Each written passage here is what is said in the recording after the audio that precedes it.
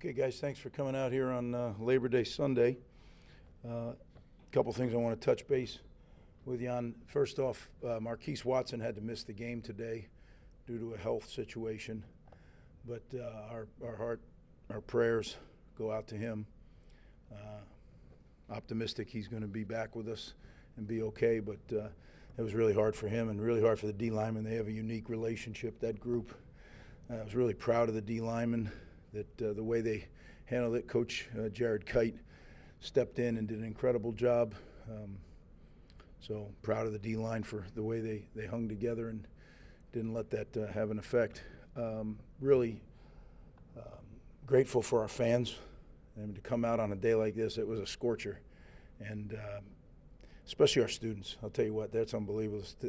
12 o'clock game on Sunday of Labor Day, and that student section was awesome. And, they don't start classes till Tuesday, so I just think that's really cool. So with that, I'll open up for questions. Coach, Michael Cohen, Fox Sports, New Jersey. 122 yards on the ground, 46 minutes of time possession. Just talk about the total team effort today. Yeah, it's body blows. We just kept hitting them in the gut. They're good up front. They do some things that are unique, stunting their front. And we knew it was going to be a challenge to run the ball, but we were committed to doing it. And, again, I think we missed a few big runs by a fingernail. So we got to get that cleaned up, and we'll go to work on that tomorrow.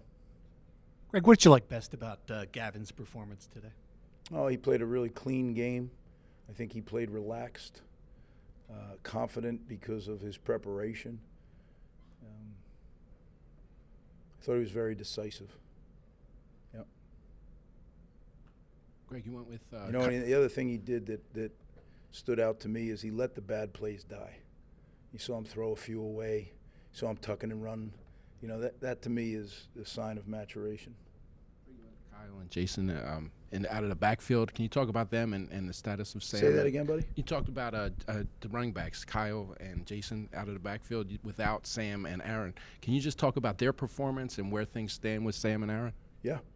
So Ja'Shawn Benjamin, true freshman out of Pahokee, Florida. I thought that scene was not too big. He was close to popping a few. And I think that Kyle just played like the veteran leader that he is. He played tough. He ran well. He protected well. He was on the punt block team. I mean, he did a lot today, and he did it a lot well. Sam and Aaron are both going to be okay, but they just weren't ready. Sam probably in a pinch could have gone, but he hasn't practiced very much. He seemed to be good at the beginning, and then we had a little setback, but I think we're back on track now with him. Aaron had something just late in the week, and he was all set to go. And then we got Shorty back, Salam. We got him back just a couple days ago. He had been down with a little leg situation. So, yeah, it's been a little bit of musical chairs. I think, Coach Chirac and the offensive staff did a great job. There were some other guys out on offense as well, and juggling the people and making sure that we had guys in the game that knew what they were doing. I'm anxious to get everybody going and get going at full strength soon. Greg, we talked a lot in training camp about how good the defense could be. I mean, just to see it today, the number of guys who made an impact. I mean, how encouraging was that to start the season that way?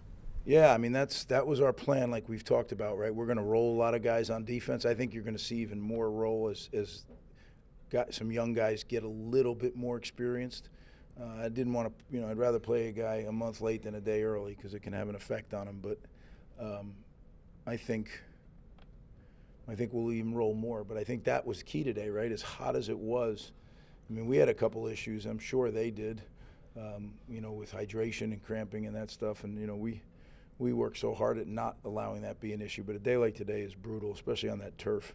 I don't know what the final temperature was, but when you go on that surface, it's another 12 to 15 degrees warmer. So that was a great job by our training staff and our strength staff and our nutrition staff by keeping those guys out there on the field. Greg, in the small picture, you guys go for the 3 4th downs in the first quarter. Obviously, they have to be makeable distances. But in the big picture, was that setting an aggressive tone for the game, setting an aggressive tone for the season to go for those 3/4 downs and extend drives like that?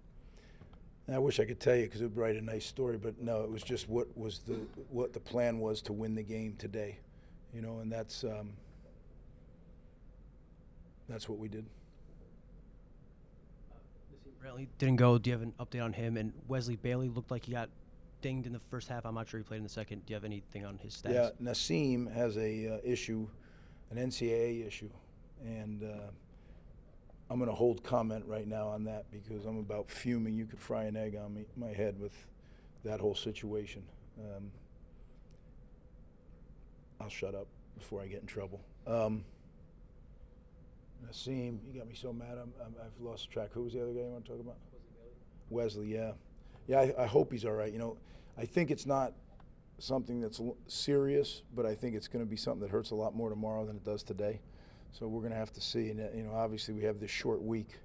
So great to have the national audience and the only game in town, but not so great to have a 6-day week coming up. But we'll do everything we can to get our guys ready. Coach, with all the preparation for this game and the kind of detail that you have on the first game with the team that's going through what they've gone through, what were you concerned in the back of your mind that now it's clear the game is over, that you got through today? I was really confident in our guys. I really didn't have a lot of, the temperature and the hydration really concerned me because you can do everything right sometimes and still just not be able to stay ahead of it. That was my biggest concern, and it wasn't any disrespect to our opponent. I just saw how our team worked, how our leadership led during training camp. We had a really tough training camp. Those of you who covered it know that. But the leadership of the team ran the team, and that's why they were able to go out and play. I thought, I said Gavin played a clean game. I thought our team played a clean game, and that's attributable to those leaders. Coach, what do you think of your offensive line play today? And it seemed like you rotated a little bit and had a new center. Can you just talk about how you got to the lineup that you did on the offensive line? Your thoughts overall? The performance? I mean, we're always going to put a lineup out there that we think gives us the best chance to win. That's it. There's no other criteria that go into it. What gives us the best chance to win today? So that's why the line was what it was. We did rotate some guys in there, you're right. Then we had some forced rotations. We had a little cramping going on. So, but we just got to keep going. I think the style of football we want to play, we have to play better than we did today up front. That I know. But we will. Coach Flaherty and Coach Shiraka, we're gonna keep working on that and get better. And like I said, they do some things that are a little bit different, but that's no excuse. I mean, we knew they were going to do it, and they did it. So we got to be able to block it. Coach Perry Sook, Pix 11 Sports. Obviously, 4 seasons in a row now with a season-opening win, but the first time ever hosting a Big 12 conference game to start the season. Do you feel any added significance to already having a 1-0 conference record week 1 of the season? Yeah, Big 10 wins are tough to come by. No doubt, it's absolutely different when a conference win. Wins are all good, but conference wins, they're better. And quick follow-up, obviously, 17 first-quarter points and then 24 overall, tying the high mark of last season. What did you feel? Is it something about the system that let Gavin have such a successful game, or just the system getting instilled that Kirk wants to bring here? Well, I think the system, without a doubt, what Kirk brought here and how we're doing it, but it's the people. Anybody can have a system. It's the people and it's the commitment. Gavin has worked tremendously hard to learn what Kirk wants him to do. He still has a ton of work to do, but I just felt like there was a different level of focus that I have not seen out of him today, and a different level of composure that I have not seen. So that was a step we needed to take. But I was confident. He did it all camp, so I was confident he would do it today. But again, you never know until the lights come on. Greg, just a follow-up along those lines about the offense. Is this what you expected to see from Kirk's offense? Is this the style of offense that fans will see the next 11 games? I think every game is different, Steve. Whatever gives us the best chance to win is the kind of offense we're going to run. But we definitely want to have that physical nature. And I think there's some things that, we did not run today that I think are going to be good for us down the road. So that's good that we didn't have to use it. So I'm encouraged. But we got a long way to go, and we don't have a long time to get there. So, for the touchdown in the first quarter. What did he show you throughout camp to kind of get the opportunity that he did today, and what do you feel like his trajectory could be? Yeah, Ian Strong, true freshman, St. Anthony's High School out in Long Island. I think he is really a future bright prospect. In training camp, he didn't miss a practice. He just worked his tail off every day. And Coach Brock's done a very good job bringing him along. Coach Brock's a seasoned veteran. He didn't put too much on his plate at first, and then just kept loading him up. So I'm encouraged there. I think we have a good group of young receivers, and then we have a good group of older receivers, and we got to kind of mesh them together when they all get healthy and when we get off the NCAA deal. But yeah, I think that's an encouraging factor. We'll go with Christian, then Chris, and then Josh to finish. Coach, there were a couple times last year where your teams went up in the first half and then kind of the performance tapered off. What did you see today? So it seems like the defense seemingly just kind of built as the game went on. I think the focus, not letting the circumstance dictate their behavior, just the focus of what we were going to do and how we were going to do it. We call it chop, right? But the ability to continue to chop the moment throughout 60 minutes of football, that's what our goal is. And if you can do that, whether you win or you lose, and you did your best. And that's what our goal is we can't control who's on the other sideline, but we can control, do we stay in the moment and chop the moment? And that's, for the most part, I thought we did that today. I thought there was a little bit of a maturity about our team today.